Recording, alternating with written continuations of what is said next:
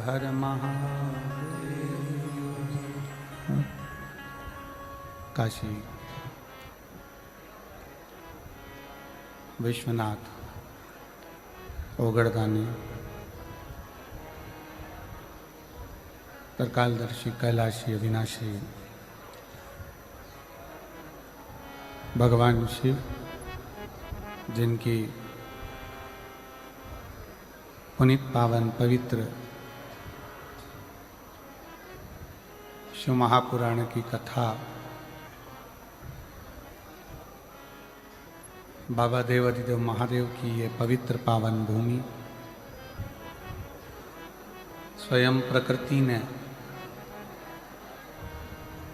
शिवलिंग के रूप में आकृति लेकर विराजमान भगवान शंकर मदेश्वर महादेव, जिस जशपुर की शोभा बढ़ा रहे हैं, ऐसे मदेश्वर महादेव के पावन चरणों में बैठकर ये पवित्र पावन शिव महापुराण की कथा श्रवण करने का सौभाग्य आपको और हमको प्राप्त हुआ है। एक बार जोरदार ताली बजाकर साधुवाद देंगे सभी को।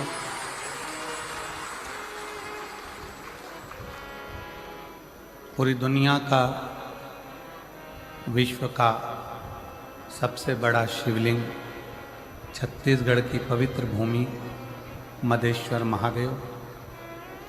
हम तो ये कहेंगे, जो जीवन में एक बार कैलाश की यात्रा न कर पाया हो, वो एक बार छत्तीसगढ़ के जमशेद जशपुर के इस मदेश्वर महादेव की यात्रा जरूर करें।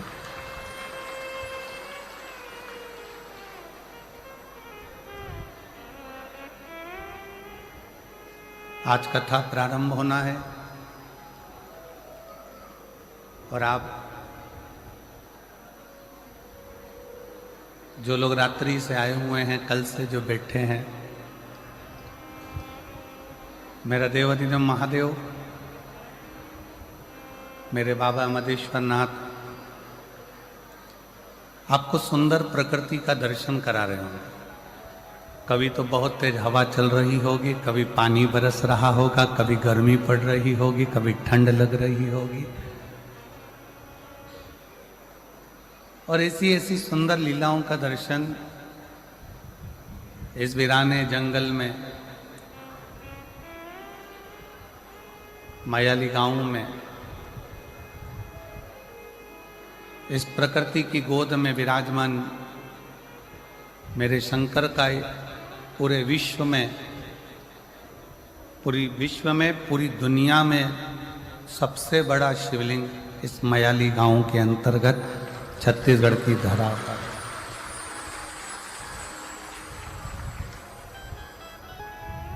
और तेरी कृपा बिना ना हिले एक भी अणु, लेते हैं श्वास तेरी कृपा से तनु तनु। बखान क्या करूं मैं राखों के ढेर का, चपटी बबूत मेरे खजाना कुबेर का। हे गंगाधर मुक्ति द्वार ओमकार तू, भोले ओमकार तू। आयो शरण तिहारी शंभु तार तार तू। कथा के मुख्य यजमान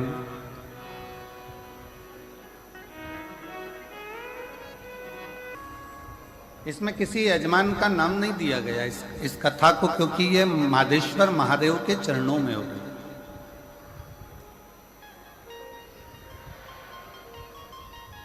एक बार दोनों हाथ उठाकर हर हर महादेव। शायद इसलिए समिति ने निश्चित किया कि यह कथा कोई दूसरा नहीं करा रहा है, यह कथा स्वयं मादेश्वर महादेव करा रहे हैं और उनकी गोद में यह कथा हो रही है। पर यहाँ आकर मालूम पड़ा कि जो भी बड़ा वो सब महादेव के चरणों में पड़ा। तब ज्ञात हुआ कि यहाँ केवल एक ही बड़ा, वो है देव अधिदेव महा। बाकी के जितने भी हैं वो कह दें कि ये बड़ा, हमारे जसपुर में वो बड़ा, तो समझ लेना सब इतने बड़े महादेव के चरणों में पड़ा। इसके आगे कोई नहीं बड़ा और ना कोई खड़ा, केवल शिव, केवल शिव।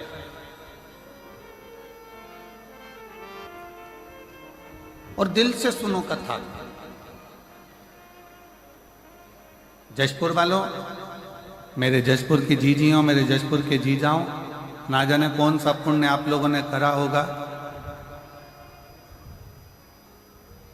कि ये कथा आज 21 तारीख को प्रारंभ हो रही है और 27 तारीख जिस दिन प्रदोष है, प्रदोष के दिन मधेश्वर नाथ के चरणों में ये कथा विराम हो रही है।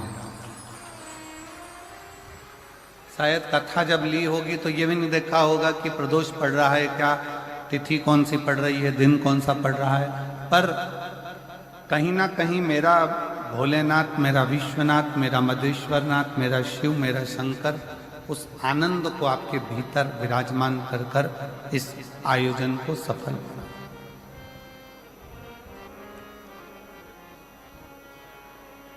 हृदय से सुनो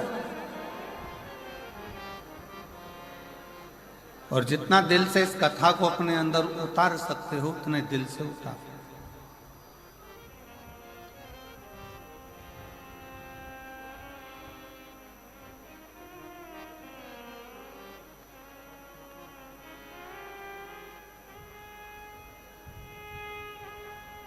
इस वीराने में, इस माइली गांव छत्तीसगढ़ की इस पवित्र धरा पर जैसे शंकर भगवान एकांत में बैठकर इस पवित्र शिव महापुराण की कथा को विराजमान होकर श्रवण कर रहे हैं, वैसे ही आप और हम इस कथा का लाभ है।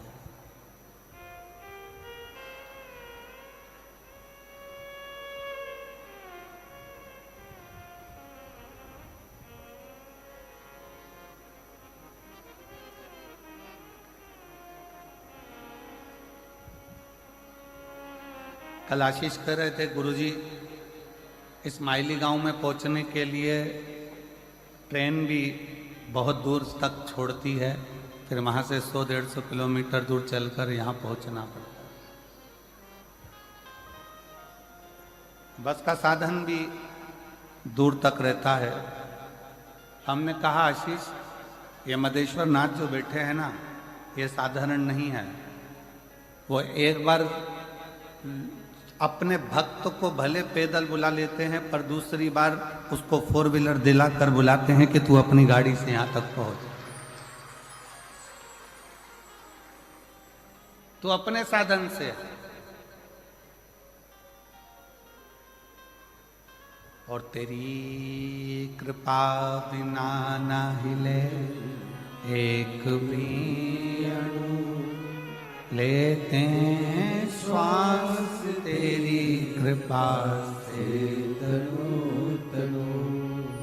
हे गंगाधार मुक्तिवार ओमकार तू, बोले ओमकार तू। आयो शरण तिहारी शंभु तार तार तू। आप जिस भाव से, जिस हृदय से, जिस चित्त से, जिस वृत्ति से, जिस मन से भगवान शंकर की कथा को अपने भीतर उतारोगे, शिव उस भाव से आपको प्रकट होगा, उस भाव से आपको मिलेगा।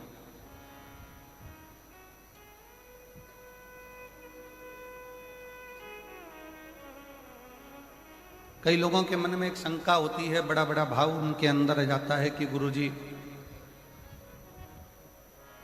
जब हम भगवान का भजन करते हैं, स्मरण करते हैं, कीर्तन करते हैं, भगवान की भक्ति करते हैं, तो हमारे ऊपर फिर दुख क्यों आता है? हमको तकलीफ क्यों आती है? हमको कष्ट क्यों आता है? शिव महापुराण की कथा कहती है, अभी आम का सीजन चालू हो गया, केरी आने लगी, आम आने लगा। आम के बगीचे में जाकर देखना, जो नया नया पौधा होता है, नया नया आम का पेड़ होता है ना, उस पेड़ में जो नए नए फूल आते हैं। हमारे इधर मध्य प्रदेश में तो उसको आम के पेड़ के मोर कहते हैं, कि आम के पेड़ में मोर आया। अब इधर नहीं मालूम छत्तीसगढ़ में कि उसको क्या कहते हैं, पर हमारे उधर कहते हैं मध्य प्रदेश में कि आम के पेड़ में जब फल आने वाला होता है तो पहले मोर आ जाता है, पहले फूल आ जाता है। पर जब कोई नया आम का पेड़ होता है, पहली बार उसमें अगर फूल आता है, पहली बार अगर उसमें मोर आता है, तो बड़ा सुंदर दिखता है कि कितना सुंदर है, कितना विशाल है, कितना बढ़िया है। इसमें आम आएंगे, बहुत आएंगे, ढेरों आम लगेंगे और ढेरों आम इसमें लग जाएंगे। पर जो श्रेष्ठ माली होता है ना, आम के पेड़ को जो संभालने वाला होता है, जो श्रेष्ठ माली होता है, जो बगीचे को संभालने वाला माली होता है, वो क्या करता है? उस आम के पेड़ के, नए आम के पेड़ के मोर को, फूल को तोड़ लेता, तोड़कर उसको फेंक देता उसी पेड़ के नीचे।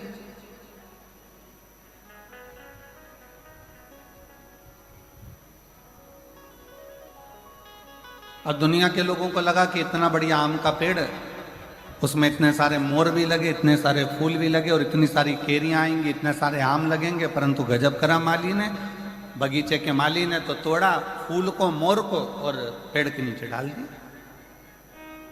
कई लोगों को गुस्सा भी आया, कई लोगों को लगा भी सरी कि ये क्या करा, बताओ। आम का पेड़ में इतने सारे मोर लगे थे, इतने सारे फूल लग रहे थे, और उसने तोड़कर सब नीचे पटक दिया, उसको कुचल दिया, बेकार कर दिया। पर जो समझदार था,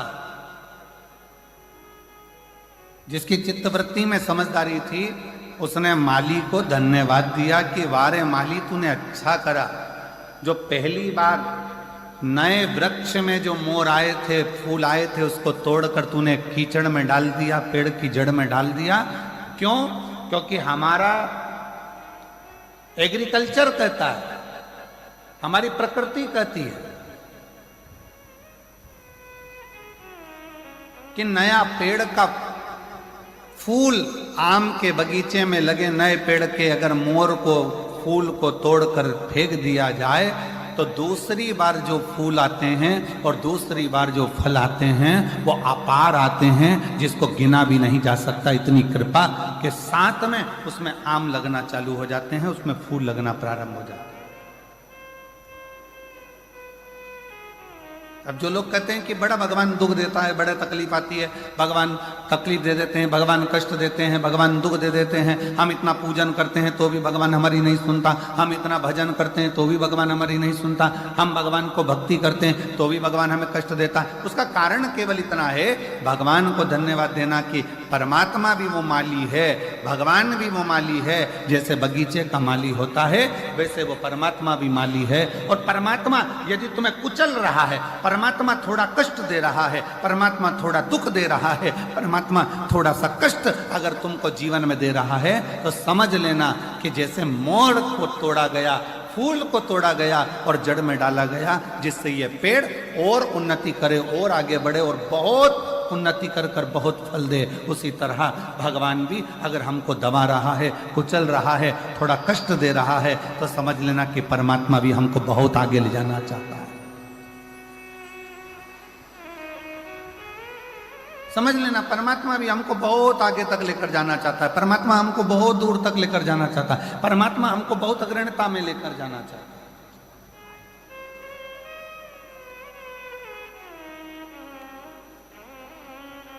और शंभु शरणे पड़ी मांगू घड़ी रे दुख का